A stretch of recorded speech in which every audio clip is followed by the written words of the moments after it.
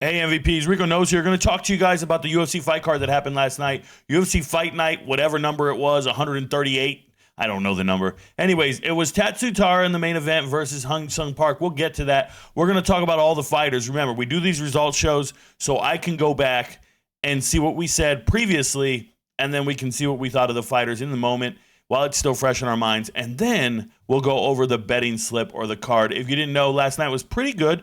It depends on who you are. Some MVPs are better than others. We know this. But for the most part, what's good about this card, and I'll explain it to you guys, is if you look at the parlay and prop ideas, these are in confidence order.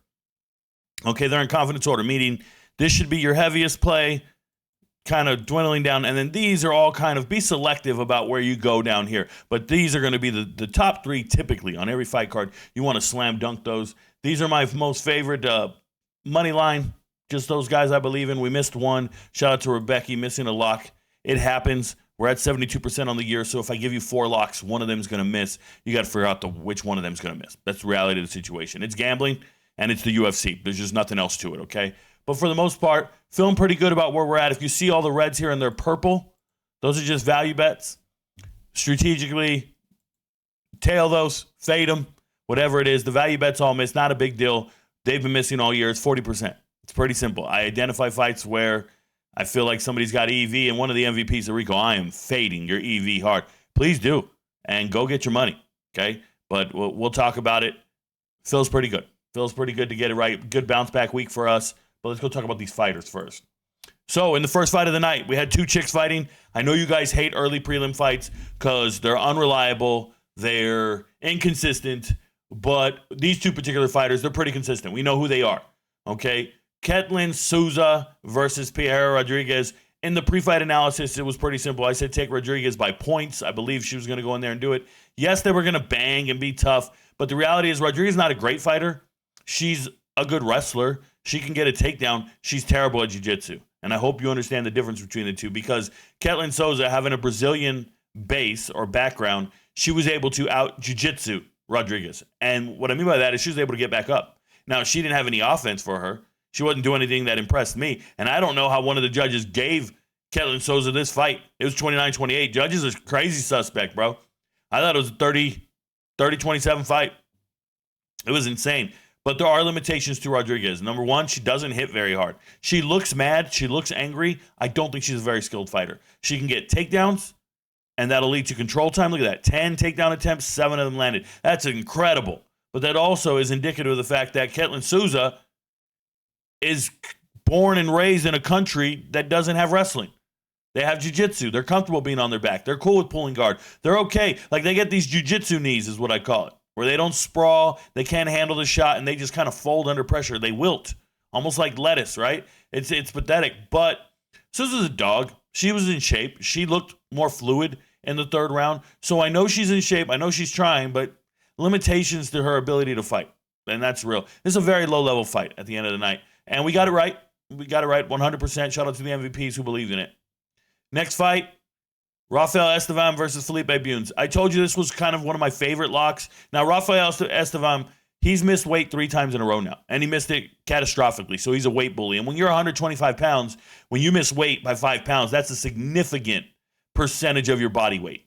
I want you to think about that in comparison to like a heavyweight. It's insignificant, right? 265 versus 260, not a big deal. 130, 125, huge deal. So Estevam's a weight bully. We don't like that. There's a lack of professionalism there. And I'm going to tell you guys, he doesn't fight that often because I'd imagine his weight cut takes weeks. It takes months. So he can't fight every 3 months like so many other fighters you guys see. He can't do that. He can fight once or twice a year because it's a 6-month ramp down from his 180 frame that he's walking around as. I don't know what he is when he's not in the cage, but it's something absurd. He probably walks around 160. It's nuts. He is very strong. I think he's very skilled. He's not efficient with his energy, once again, and he just doesn't quite have what it takes to finish fights. Now, let's not get that twisted. Felipe Bunes is a great submission artist or a great grappler, great jiu-jitsu guy. In the first round, there was this really weird exchange where Felipe Bunes was just allowing himself to be taken down to be in the guard. And then he ended up on his back, and he held on to this quote-unquote choke I've never seen that choke in my life. I don't think it was a choke at all. The announcers were talking like they knew what it was and everything. They didn't say the name once. Guys, I've been training and coaching and teaching martial arts for 20 years. I don't know what he was doing. He's just hanging on, controlling postures so he couldn't get up. But there was no attack to any carotid arteries. Estevan was in there chilling, just hanging out. To me, that's stalling. That's all that is stalling. So that was a waste of time there. Other than that, Estevan was never in any type of threat to lose this fight, and yet they still gave Felipe Bunes a round. That's wild, bro. They gave him a round on all the scorecards. And it wasn't all the same round. That's crazy. Felipe Bunes sucks. He's okay with losing. That's why he's a 14-8 fighter. And Estevan finds a way to win. I will say this. As Estevan goes up in talent and fights better fighters, he's going to have a real hard time with somebody who can push the pace. Somebody who can push the pace and get him into that third round. This guy has no cardio. Don't you ever forget it. ABC. Always bet cardio. That guy has none of it. So it is what it is. Next fight, Austin Bashi and John Giannis. I gave away this pick for free for a reason, and I need you guys to understand how strategic I am in this. I knew this wasn't the first fight of the night, but I needed to give away a pick for free, and I didn't want to give away one of the picks that mattered, if that makes sense. So I gave away a fight where I knew I wasn't going to take the minus 1,000 favorite. That's what I do. That's what I do. I don't give away free stuff. And so the MVPs, you get the analysis on the other fights. And this particular fight, I'm like, yeah, guys, Giannis has got this. He's a dog. I believe in him. And I'm going to own it. My goodness, does he suck. This guy couldn't fight. 2 strikes landed in your only debut. That's the only time we'll see him in the UFC, and that's a damn shame. But let's talk about Austin Bashi for a second. I still haven't seen Austin Bashi strike. I still haven't seen him go out there and throw the bombs to be competitive with other fighters. He's an incredible wrestler.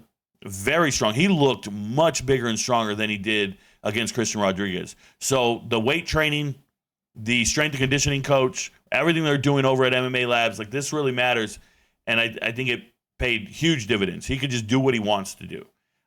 Shout out to the UFC for giving him a softball, giving him a slow hand pitch, underhand.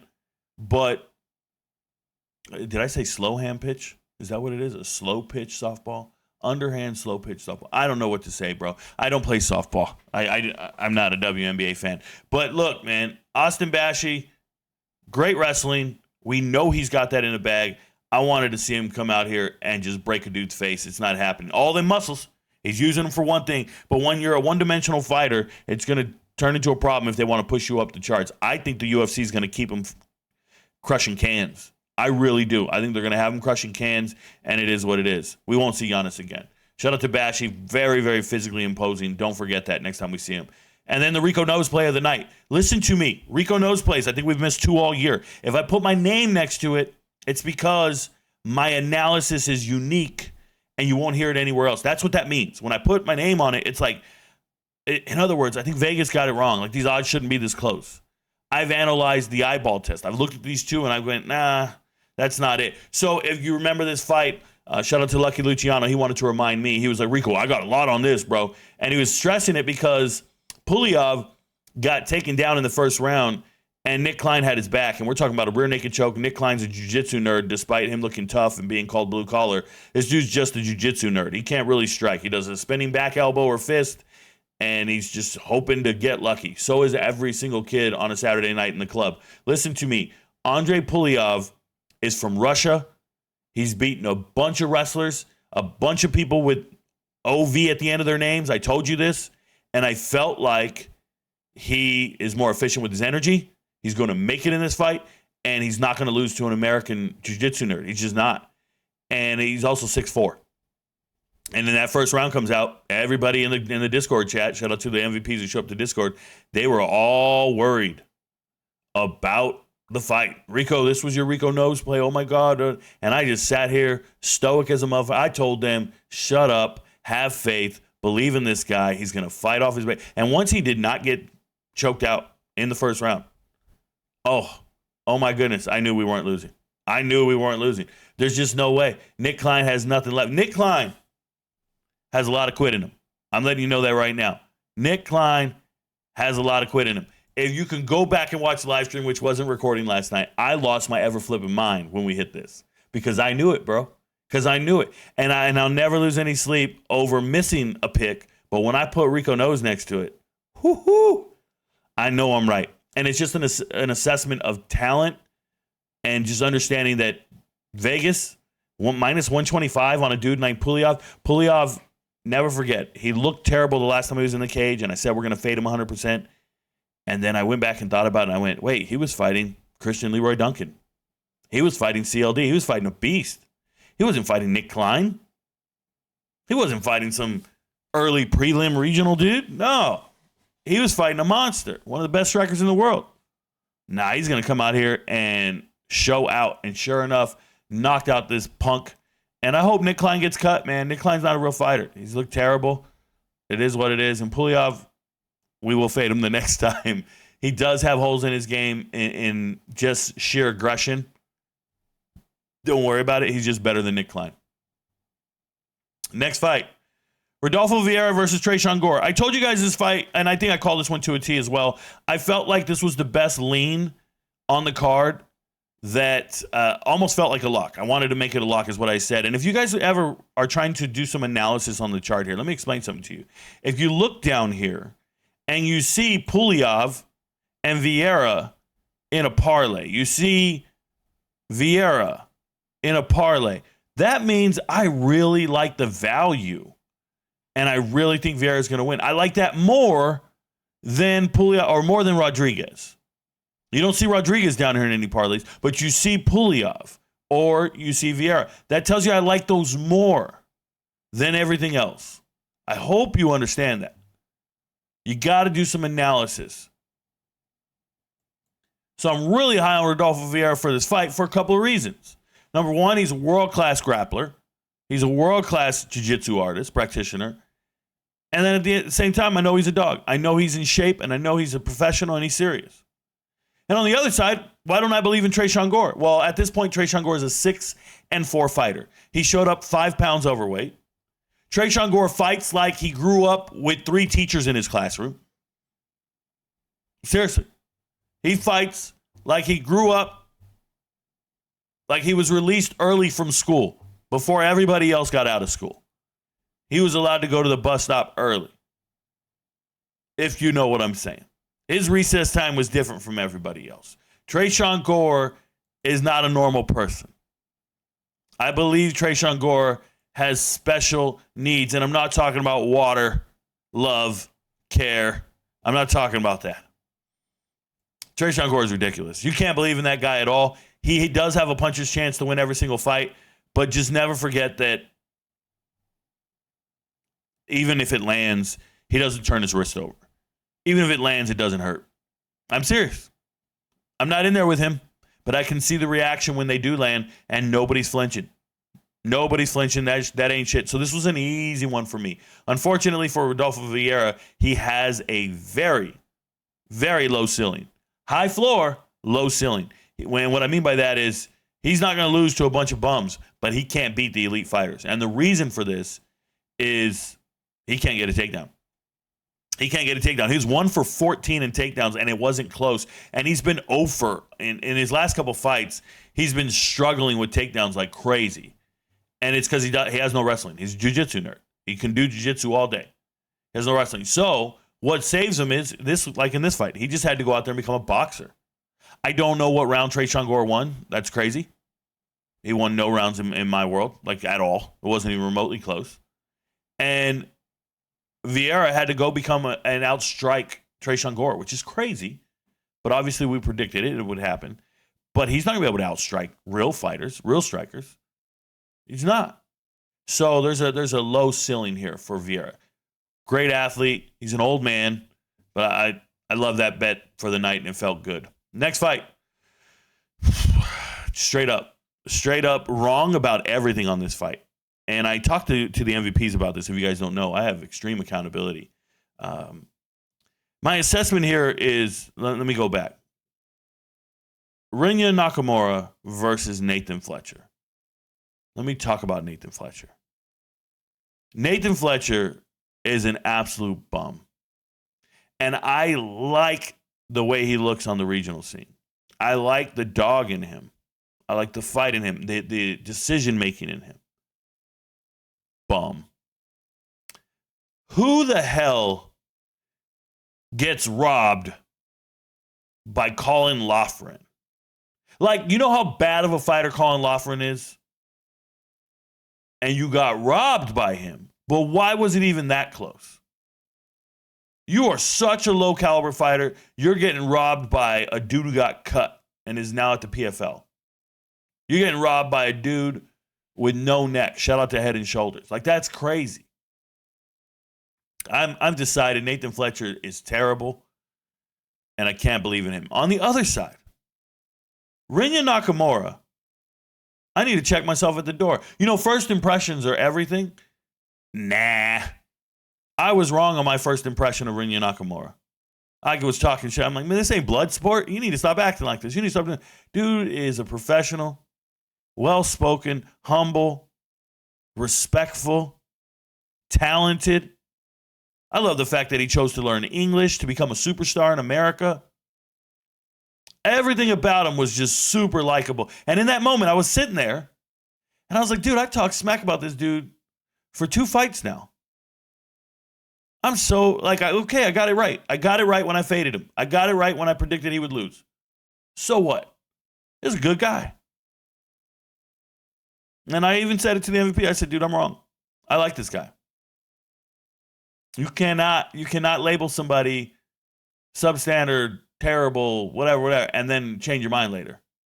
Oh, yes, you can. Oh, yes, you can. Rico, I saw a video. You said he sucked 2 years ago. I know, buddy. Assessments are evolving.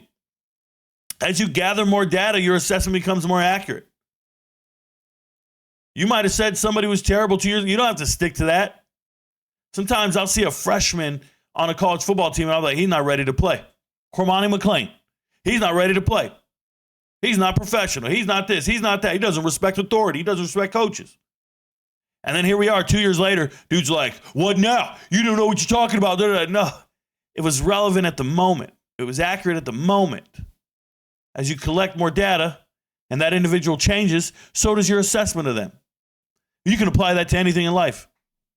You can apply that to anything. You met your dream girl at a bus stop.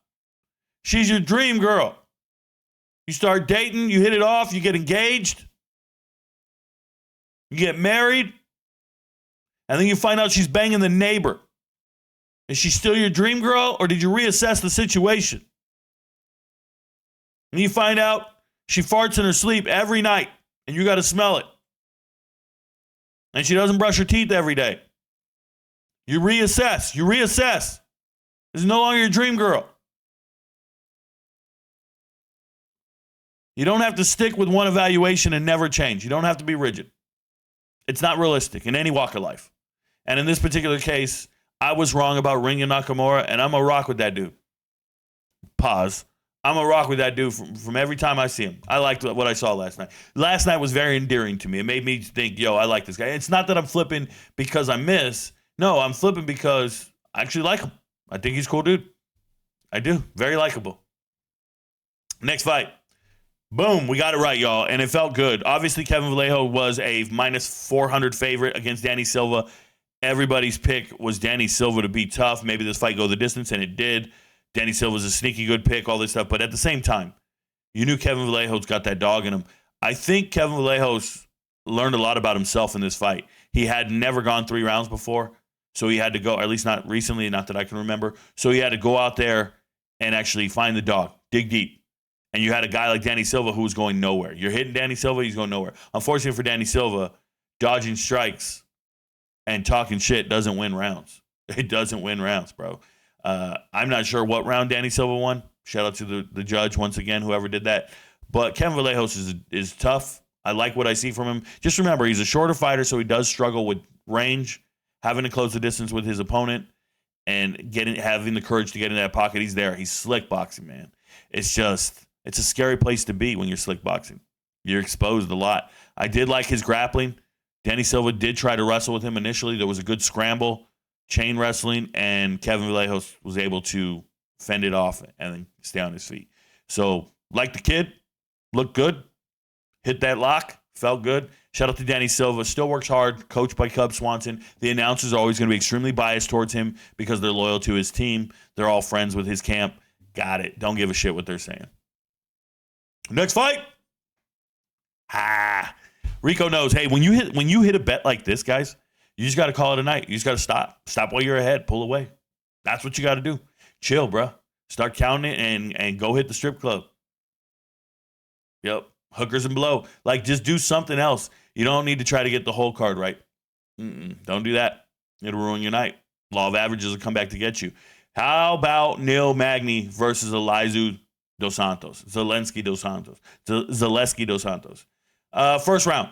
Zaleski dos Santos looked like what I expected. Very powerful, more skilled striker, more fluid, all this stuff. But dos Santos is in a fight with a guy that gives you very unique challenges. Neil Magny is way too tall, hard to take down, annoying in the clinch, going to wear out your arms. And never forget, Neil Magny has been fighting only the best fighters in the world for the last 4 years. Only. He used to be a gatekeeper, and now he's just a gatekeeper to the phenomenal prospects. And yes, he lost to all of them, and he got knocked out by them. He got beat and all this stuff. Cool. But you want to give him a guy like Dos Santos? He's gonna make work of that meat, bro. Yo, no diddy. Dude, I meant to say he's not gonna play with his food. Holy smokes. In truth, oh man, what's going on? Anyways, Neil Magny, shout out to him. Neil Magny looked great in the second round. He had a lot of dog in him. He was able to dig deep. Now, he's not a natural striker. There are situations where I think Neil Magny could just be kicked and beat to a pulp and he not be able to do anything about it. I think I've seen that many times. But if you get a chance to get in the clinch with Neil Magny, do everything you can to get out of there. You never want to clinch up with that dude. That dude will nullify you, wear out your arms, lactic acid building up, and you got nothing left. And if you never fought with exhausted arms, with lactic acid built arms, it's the most helpless feeling in the world. Most helpless feeling. I don't know how to equate it. I don't know what to do. Like, maybe you're cutting a piece of wood with a saw, a hand saw, and they tell you go cut this 2x4 or something, but your saw just, you can't even move it anymore. Yeah, that's kind of how Neil Magny is. Neil Magny does that to you, and you have no chance. Even if you have the right tools and the right weapons, you're not going to win. And Dos Santos, yeah, he's 30-some years old. I already told you what happens when you're 30-some years old. You just quit. You ever been out running on a trail? You need to walk? You just take a walk. You start walking. A girl passes you? That's cool. Hey, what's up? Go run a 5K. Go run a 5 or 10K right now. Just go run it and start running. And then try not to let any women pass you. See how long that lasts. And once they get ahead of you, just be like, okay, man, she probably been eating clean for 5 years. I know she hadn't had a cheeseburger in 5 years. Look at that girl. She hates life, bro. She don't even enjoy her food. That you start talking smack because you ain't trying to beat her, though. You ain't trying to. Dos Santos is not trying to win. Dos Santos is getting paychecks before he's going to the house. Still a very skilled fighter. Very vicious in the first round. But Neil Magny will drag you, choke you out. It reminded me of that jaguar in the jungle. That jaguar in the jungle who jumps in the water to get the crocodile or the alligator, whatever he gets. You guys seen the video? It's on Twitter. He jumps in there big, and the cat just goes and drowns him, and he's just dragging that alligator out of the water, and you're like, damn. And you know that alligator's tough. You know it's a tough alligator. Doesn't matter, bro. Doesn't matter. Next fight, Noah Cornhole versus Karol Rosa. My goodness, Noah Cornhole. I wrote it on the fight card for you guys, if you didn't see it. It's right here. It says low IQ. Low IQ. Noah Cornhole has some of the worst fight IQ I've ever seen in my life. I still took her because she's a hard striker. She's tough and all this stuff. What a miss. It's a value bet. What a miss. It's terrible. It would have been really nice to say Karol Rosa by points. Karol Rosa always wins by points. She doesn't do anything else. She's a decision merchant. She doesn't hit hard enough to do anything else. She was in a dominant body position this entire time. This is a case where jiu-jitsu really mattered. And Noah Cornhole, being from France, has no jiu-jitsu whatsoever. Okay, she's terrible. She even showed up in these long shorts, very unattractive. You're already ugly. You don't have to do that. Nonetheless, what did I learn in this fight? Noah Cornhole's dumb. Dumb.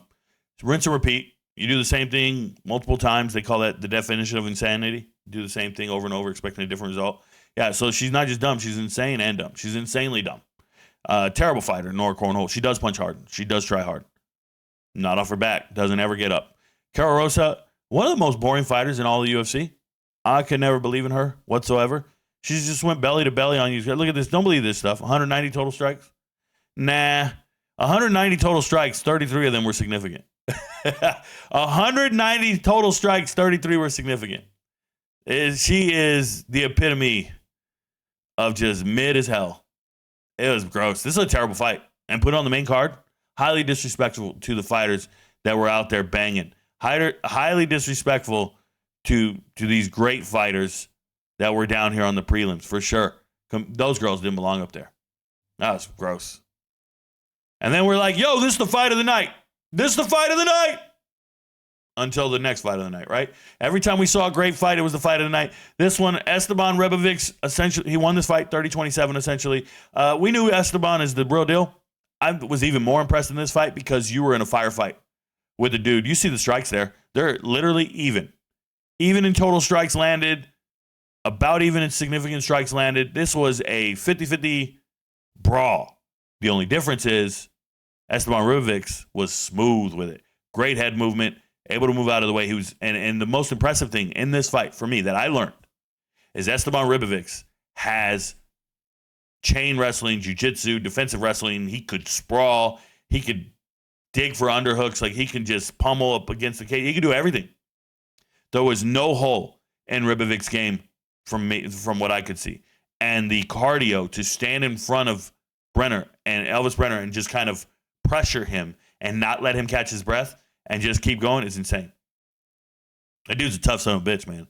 Both of them are dogs. And it sucks. Shout out to the UFC. They need to give Elvis Brenner different opponents. He's been fighting nothing but monsters. Like, who has he fought in the last 3 fights? Orabao, Joel Alvarez. Yeah, look at this. You get to the UFC, the last 3 fights, they've been giving him absolute dogs. And he's losing. This is one of the best fighters in the UFC on a 3-fight losing streak. He's actually really good. Tough as nails. Very likable, even in a loss. And Ribovics, well, that dude is slick, man. That dude is slick, nice with it. It was a lock for me. I knew he had just more talent. But my goodness, what a fight. A lot of respect for both these men. Do not ever think Elvis Brenner is going to get beat up. Don't ever think he's just going to go out there and get straight up walk through. Nah. That dude's got a chance, man. Next fight. Fight of the night. And it sucks when you're watching the fight of the night, right? Potentially fight of the year, whatever it is. It sucks when you're watching it, and maybe it wasn't fight of the year. It wasn't. But it was definitely gruesome. So if you're looking for blood, this was the fight. There was blood everywhere. It's a shame when you're watching it, you can't enjoy it because of a prediction you made or because of a bet you made. Like if I had nothing on this fight, I would have enjoyed it thoroughly. But because I was pulling for Rebecki, however you say his name, Rumbetsky.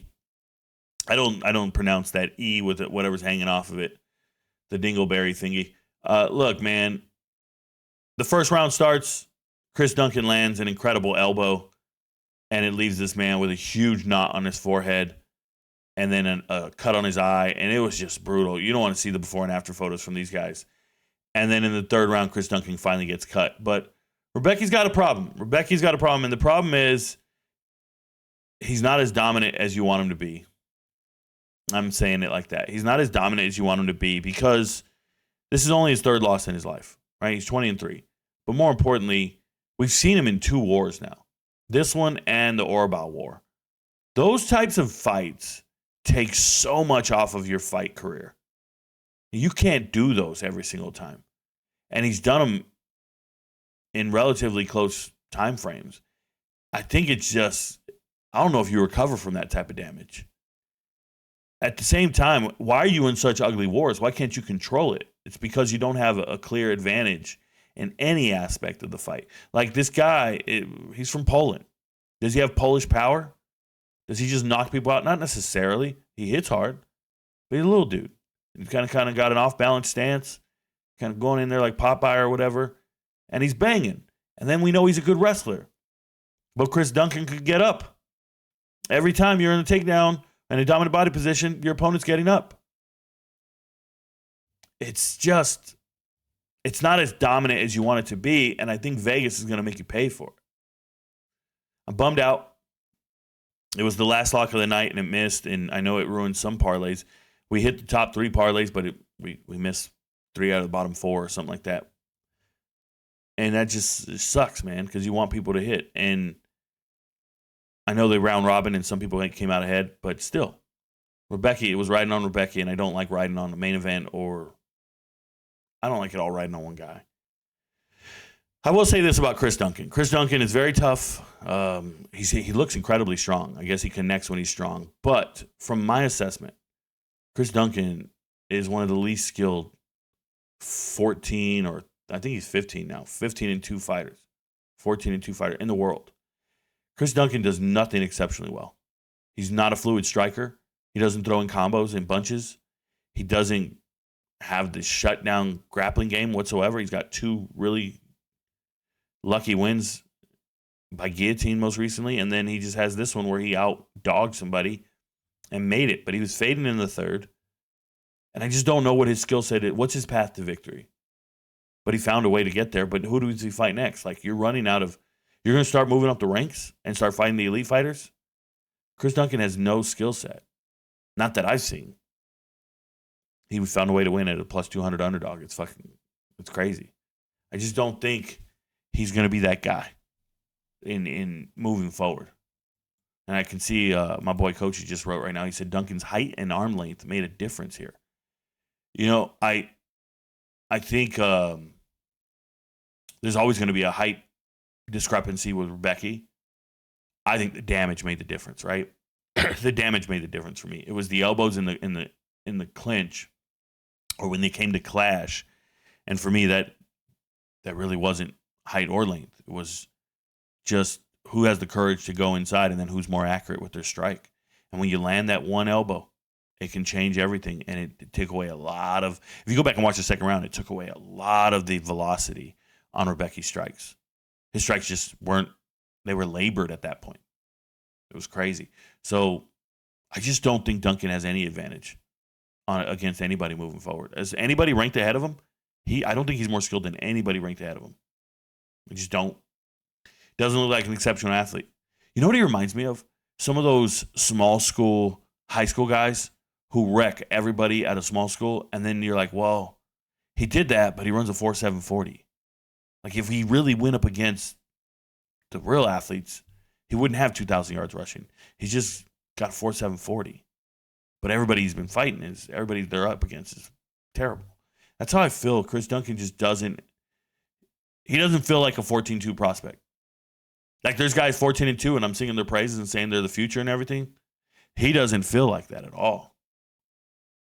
It's just it's a weird premise. And then the main event, Tatsuro versus HyunSung Park. Another miss. Park took it on short notice. Wasn't competitive in this fight at all. Tatsuro did whatever he wanted to. He actually landed strikes to start the fight, took this man's back. Tatsuro is very, very dominant, suffocating, and there's just no excuse for not taking him. That's from me to you. There's no excuse for me not taking him. And I'm trying not to make main events locks. So what do? I take a 400 lean. Nah. There's no excuse. He was great. And Park, we didn't see much from him. I think Park beating the hell out of a substandard fighter last time we saw him in the cage really got me believing he was good. I didn't see it. He looked like an Asian fighter. He looked like an Asian. Dare I say it? He looked like an Asian fighter. So, it is what it is. Hey, we're not going to drag this out. Let's go look at the chart real quick. Once again, missing those top 2. Probably the low point of the night, but filmed pretty good. Got Ribovics. You see the double chance there. Knockout or by points. It was close to knockout, but definitely points were there. Magny winning our only value bet of the night. We hit 1 out of the 5. 1 out of the 5, that's okay. Kevin Vallejo's obviously winning, not getting the knockout. Nathan Fletcher's a bum. Nakamura did not go by points. We didn't last that long. It's a knockout due to a kick with toes in your belly, you loser. Rodolfo Vieira ends up winning, never got to the sub. Remember, if I make it a purple props are at 34%. They're the lowest ones on the entire fight card. Do not chase the purples. Although we hit one here with Rodriguez, do not chase the purples. Rico knows. RK wins every time. Shout out to us. And it was a minus 166. Really, really good ROI, if you think about it. Really good ROI. Estevan, we're here. Double chance in that. That was easy. Easy money. Shout out to us. Rodriguez, blah, blah, blah, blah, blah, blah, blah, blah, blah, blah. End of the day, hit the top 3, missed the bottom. I said 4 out of the last 5. It's okay. Locks improved. Locks improved up to 72% after this card. We're 65 and 25. Leans improved. They went 3-0 this night. And we're starting to get to the point where locks and leans are very similar. And if I tell you that means most leans have better odds than the locks. Something to think about. You could start parlaying these boys and feel pretty good about it, or red robbering them. They have better odds than the locks, and they're hitting almost at an equivalent rate, only 4% less. What's not hitting at all is value bets. Fade them. Fade them like crazy. They're mainly EV. Then we got parlays and prop locks. Only had 1, 2, you see the white text is how I know, 1 and 2 prop locks, and they both hit. 2 of them hit. The parlays that hit, the lock hit again. So very good. We improved there. We're good. Leans, we missed 1 here, 1 here, and 1 up here. So 3. We also hit 1, 2, 3. So 3 and 3. Broke even on the night on those parlays and props. It's pretty good. And then the value ones, we hit, missed. We hit 2 of these, missed 3, missed here, hit here. Another good night on those. And overall, props improved. We did good on props tonight. Feels pretty good. You got to do those straight across. You can't be parlaying props. You can't. If you do, you're going to lose. You can't be parlaying something that hits 53% of the time, 54% of the time. You can't do that. I'm just letting you guys know. Props are 54% accurate. You can't do those and parlay them. You will miss. You will be done. Your friends don't know, but Rico knows. Peace, MVPs. Thank you for being MVPs.